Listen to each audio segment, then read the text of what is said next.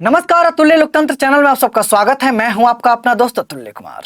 आज बिहार में जीतन राम मांझी अपने बेटे का कैरियर बनाओ यात्रा की शुरुआत की, जिसका उन्होंने नाम दिया है गरीब चेतना यात्रा, यानी कि गरीबों को जगाना है। मैं जीतन राम मांझी से पूछना चाहता हूं कि कौन से कॉलेज से पढ़ के आए हैं या कौन से स्कूल से पढ़ के आए हैं, चाहे कौन सा आपको सामाजिक ज्ञान देता है कि आपको पता चलता है गरीब सोया हुआ है।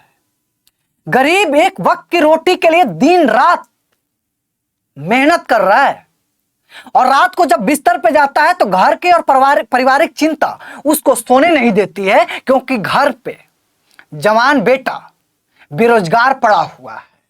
और आपको भी पता है कि 6 महीने तक बिहार के मुख्यमंत्री रहे हैं,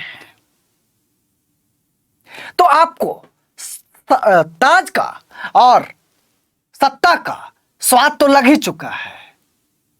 बस इसी मकसद से अब बिहार में गरीबों को सहारे एक बार फिर से सत्ता में आने की कोशिश कर रहे हैं।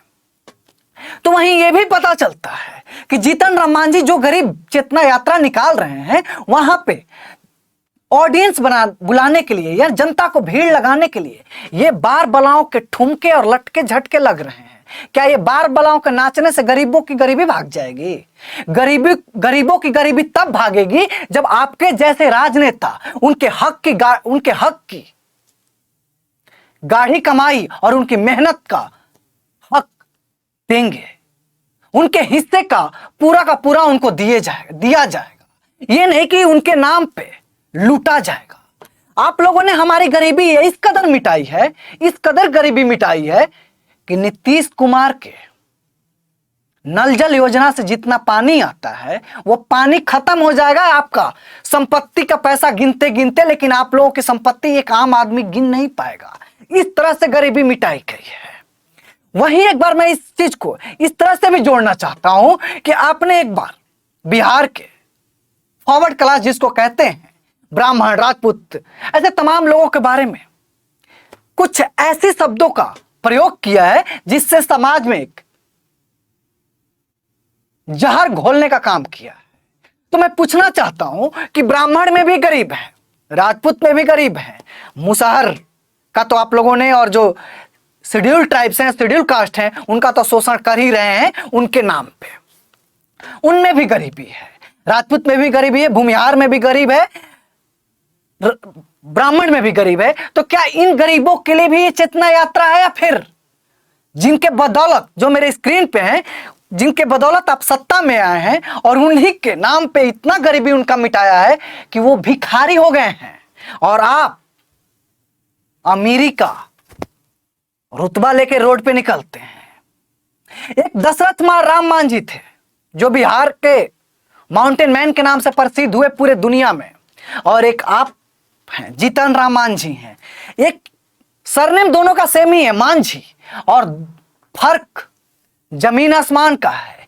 एक जनता के लिए पैदा हुआ था, एक जनता को नोचने के लिए पैदा हुआ है, एक अपने बेटे के कैरियर बनाने के लिए इस तरह से ललायित है कि उसको पता ही नहीं चल रहा है कि कर क्या रहा है, समाज को क्या संदेश दे रहा है। अपनी रैली को सफल बनाने के लिए जिस रैली को और जिस गानों पे और जिस संगीत को पूरे बिहार के लोग अश्लील का शब्द दे रखा है और अश्लील बार बलाओं को डांस बैन करने की मांग कर रहा है, उसी को आप नचवा रहे हैं।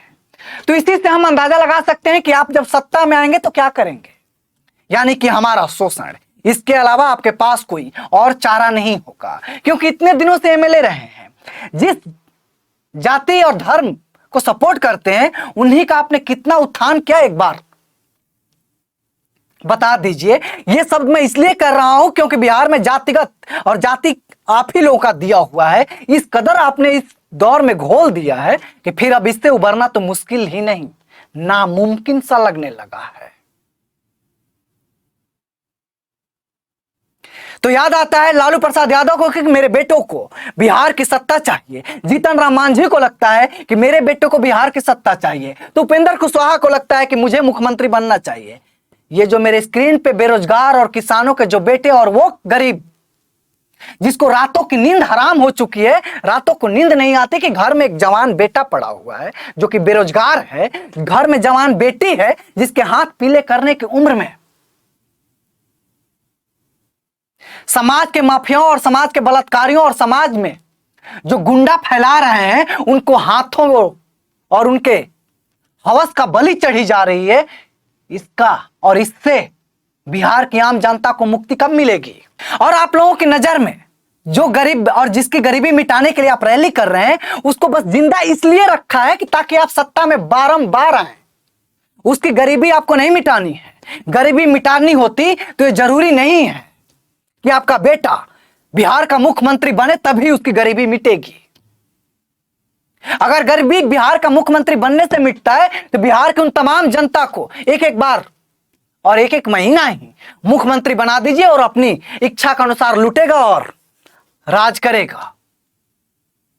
देश के जितने भी मंत्री और विधायक और जितने भी नेता हैं एक बार इलेक्शन जीतते हैं, एक दिन रहते हैं, उनको पेंशन दी जाती है, आजीवन लाभान्वित रहते हैं उस चीजों से, पैसों से।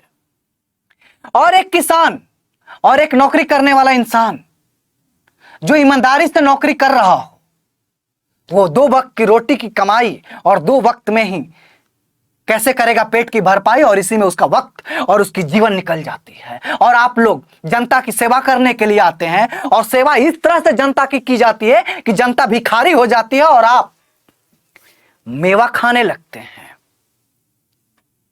साला नेताजी का कुत्ता साबुन डब से नहाता है, नेताजी का साला सफारी से घूमता है, और जिसके बदौलत नेताजी हैं वो दिन भर झंडा ढोता है।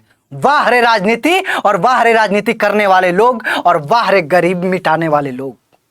गरीबों के नाम पे तमाम फंड और तमाम पैसे आए हैं, लेकिन गरीब और गरीबी वहीं रह गई है, और अमीरी जो गरीबी मिटाने आए हैं उनके चर्बी बन के चढ़ गई है। लेकिन ये चर्बी हम उतार देंगे साहब, क्योंकि हम उसी जिला से हैं जो कि लाठी से पानी माप देता है कि कितना ताकत है आप में। आज मैंने ये मुहिम अकेले छेड़ी है, आशा और पूरा विश्वास है कि एक दिन कारवां बनेगा और ये कारवां आपका हवा उड़ा देगा। जिस तरह से आप हुंकार भरते हैं कि ये डंडा और झंडा और अंडा जब हमारे साथ रहेगा तो हमारा कोई नहीं बाल बांका कर पाएगा, तो उसी के साथ मैं ये जोड़ना चाहता हूं कि हम जिस मुहिम की शुरुआत कर रहे हैं और जिसके बदौलत मैं ये बोल रहा हूं वो कलम की ताकत है। इसी कलम से आपका भविष्य हम लिख देंगे, जो आप ढूंढेंगे भविष्य तो मिलेगी शमशान में। इसी आशा और विश्वास के साथ आज का वीडियो मैं खत्म करता हूं। अगली वीडियो में फिर मुलाकात होगी, तब तक के लिए जय हिंद, जय बिहार, खुदा हाफिज। और हाँ, इसके साथ ही मैं ये भी कहना चाहता हूं कि जीतन राम मांझी जनता की भीड़ उमड़ाने के लिए जिस सिंगर को बुलाए थे, जिसका नाम है गुंजन सिंह, जो जिसके जुबान पे 4 शब्द रहते हैं, चोली, घाघरा, लहंगा, ढोढ़ी। ये इसके शब्द सुन के गरीबों की गरीबी मिटेगी, जिसको खुद नहीं पता है कि मुझे बोलना क्या है और समाज में कहना क्या है। आप इसी बात से अंदाजा लगा सकते हैं कि आपको गरीब सुनना ही नहीं चाहता, उसको पता है कि ये चोला ओढ़ के आया हुआ इंसान है, गरीबी के नाटक और ढकोसला करता है। अब आप आके देखिएगा, जिस ब्राह्मण को आप गाली देते हैं उसी ब्राह्मण में इस कदर के भी गरीब हैं कि 2 वक्त की रोटी दरवाजे पे जाके मांग के खाते हैं। मैं उस गरीब की बात करना चाहता हूं जो कि ब्राह्मण में भी है, राजपूत में भी है, भूमिहार में भी है। ये नहीं कि किसी एक जाति विशेष समुदाय को लेके आप गरीबी का नाम देते हैं। गरीबी हर जात में है, उस हर गरीब की सेवा होनी चाहिए जो गरीब है। वो किसी गरीबी किसी जाति और समुदाय से जोड़ना कहीं से भी सही नहीं है। हकदार और हक उसको दीजिए जो उसका जरूरी हो, जिसके लिए जरूरी हो। गरीबी किसी समुदाय से नहीं जुड़ी, ऊपर लेके आना है, ना कि किसी गरीबी को किसी जाति और विशेष समुदाय से जोड़ के अपने वोट बैंक की तैयारी करनी है। करना है तो कभी ऐसा करके देखिए, अगर आप गरीबी मिटाने जाते तो आपके लिए बार बलाओं का ठुमके लगवाने की जरूरत नहीं पड़ती। जनता आपको देखने के लिए अवश्य आती कि यह हमारा मसीहा है, लेकिन मसीहा तो नहीं है साहब, ये भेड़िया है जो कि जनता को नोचने के लिए एक बार फिर से गरीबी का चोला ओढ़ के सामने आया है। ऐसे मैं जनता से कहना चाहता हूं, जनता क्या अपने मां बाप और चाचा पिता भाई बहनों से कहना चाहता हूं कि ऐसे भेड़ियाओं को पहचानिए। वो आपके वार्ड कमिश्नर के रूप में भी होगा, पंचायत समिति के रूप में होगा, मुखिया के रूप में होगा, जिला पार्षद के रूप में होगा, अब विधायक के रूप में तो खुंखार भेड़िया है। उसको पहचानिए, मंत्री के रूप में है, सांसद के रूप में, वो हर एक रूप में है, इवन आपके समाज सेवी के नाम पे भी भेड़िया है। तो उन भेड़ियाओं को पहचानना होगा और फिर इनसे छुटकारा लेने के लिए आपको जो मसाल वोट रूपी मसाल है उनसे इनके चीता में आग लगा देना होगा। फिर आप देखिए कि जो आपका राख है वो कैसे भभूत बनता है इन तमाम भेड़ियाओं के लिए। जो आपके कैरियर की चिता है, जो जल की राख हो रही है, ऐसे एक बार आप मसाल लेके जाइए कि इनके लिए वो राख भभूत का काम आए।